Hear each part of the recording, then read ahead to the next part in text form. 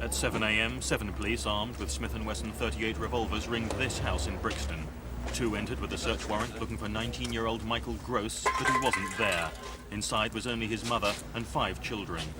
It was the loud noise that made me run down the stairs. By the time I got down the stairs, there was 3 police dogs in there and police rushing everywhere, and one of them had a gun.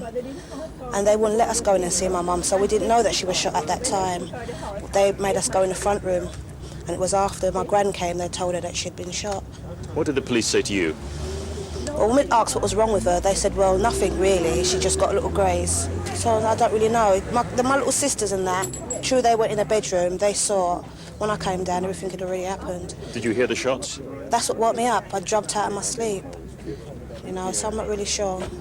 But my mum said, you know, that they just came in, shot her, and then asked questions after. 7 police came with 2 dogs and burst the door.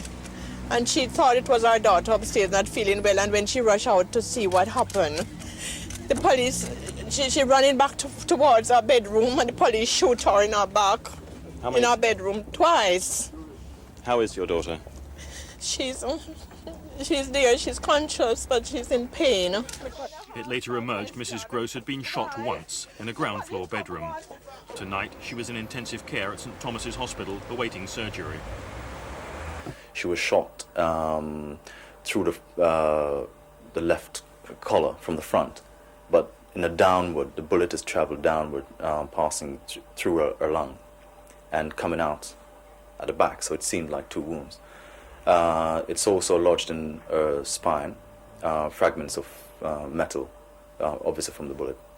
Scotland Yard said today's raid in Brixton was following up an earlier shotgun incident, but shooting Mrs. Groce had been a mistake, and police apologised. This morning's events bear all the hallmarks of a most tragic accident, which we very deeply regret.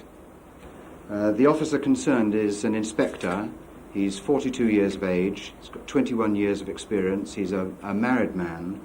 At the moment he's been placed sick. He is in, of course, serious shock, as you might understand. Wherever police officers discharge a firearm, and particularly in cases where an innocent member of the public is injured, it must be a matter for the gravest concern. Who else could say any different from that?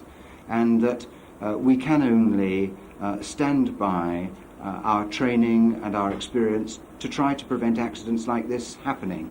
Tonight, the wanted man's uncle says he's just got a letter from Michael Groce, who now wants to give himself up. It's written by Michael Groce, saying that he intends to give himself in to the police as soon as he can find a lawyer who will take on the case, for obvious reasons that he fears for his own safety.